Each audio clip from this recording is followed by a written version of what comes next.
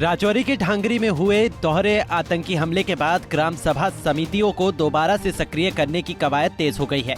जम्मू कश्मीर प्रशासन ने इसके लिए शिविर आयोजित करना शुरू कर दिया है। इसी के तहत राजौरी के कंडी इलाके में सीआरपीएफ की तरफ से कैंप लगाकर वीडीसी सदस्यों को हथियार चलाने की ट्रेनिंग दी जा रही है। इसके साथ ही वीडीसी सदस्यों के पुराने हथियार और गोलियों को बदलकर नए हथियार और गोलियां दी जा रही हैं।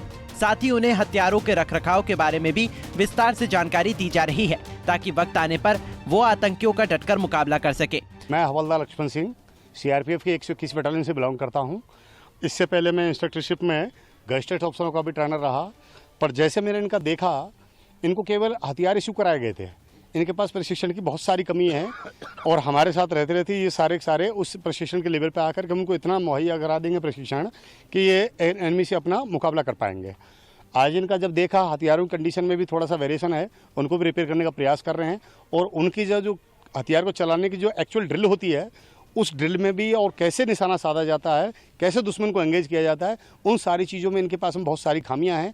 उनको मैं दुरुस्त करने का प्रयास कर रहा हूं। अगर मुझसे 2 से 4 रोज का समय मिलेगा तो मैं सारी चीज़ों को इनके अंदर डालने का प्रयास करूंगा। नहीं, इनका उम्र के लिहाज को देखते हुए इनका जोश और जज्बा, मैं भी खुद शर्मसार हो गया।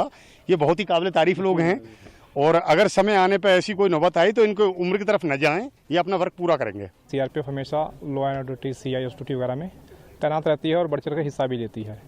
तो अभी हमारी तैनाती श्रीनगर से जो लेटेस्ट इंसिडेंट हुए हैं, उसके चक्कर में यहाँ पे राजौरी में हमें यहाँ नई पोस्टिंग दी गई है और साथ में हमें ये भी टास्क दिया गया है कि जो यहाँ के वीडीसी मेंबर हैं, जो विलेज सुरक्षा समिति के मेंबर हैं, तो उनको हम ट्रेन भी कर सकें, ताकि अगर आवश्यकता पड़ती है तो ये भी विपरीत स्थिति में रिटेलिएट कर सकते हैं। तो आप देख ही रहेंगे कि हमारे जो इंस्ट्रक्टर हैं वो इनको अच्छी ट्रेनिंग भी कर रहे हैं, इनके राइफल की साफ़ सफाई के बारे में, एम लेने के बारे में अच्छी तरह दुरुस्त प्रशिक्षण दे रहे हैं, ताकि आवश्यकता पड़ती है तो ये भी फायर का जवाब फायर से दे सकते हैं। समय आया तो हम इनको फायर भी करवाएंगे, जैसे ही हमें मौका मिलेगा या रेंज अलॉट होगी और हमें बुलाया जाएगा तो हम उसके लिए भी आगे हैं।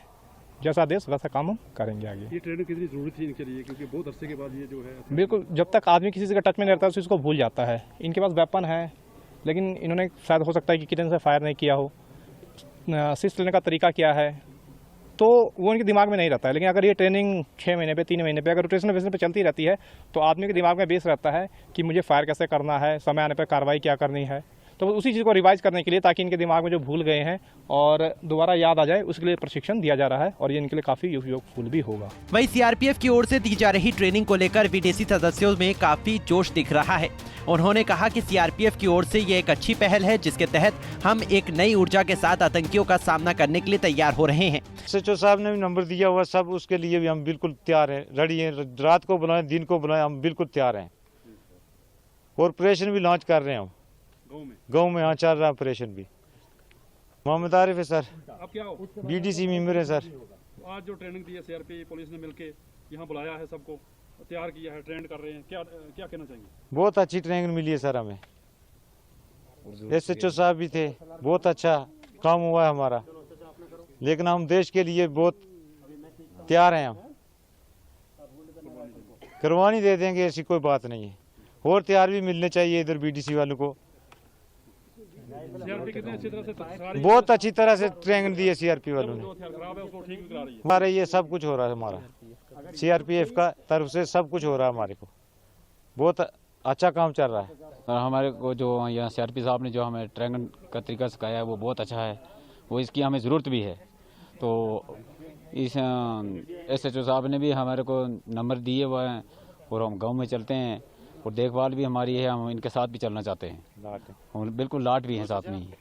तो क्योंकि हमें सीआरपी बुलाया, हम उनके साथ भी जाने के लिए तैयार हो, पुलिस के साथ तो हम थे ही साथ में। ये बहुत अच्छी ट्रेनिंग हुई है हमारी सर, बहुत अच्छी ट्रेनिंग दी है सर। निशाने के लिए बताया सर, गन जो खराब है उसके लिए बताया सर कि ये गन खराब है, अगर जिसकी वो ठीक कर देगी। जी हाँ सर, और चंदी तेल वगैरह हमारे को मिल रहा है सर। जी हाँ, कितना शुक्रिया अदा करते हैं सर?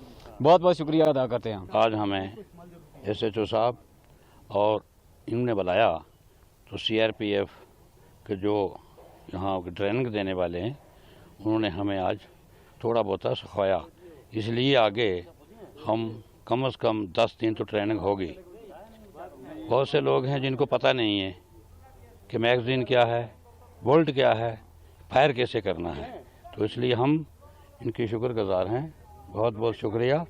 ऐसे तो गन हर आदमी ले सकता है, वरना इसको यूज़ करने का भी पता होना चाहिए कि जो हथियार ख़राब हैं, हमारा आर्मर मौजूद है, हम ठीक करके देंगे।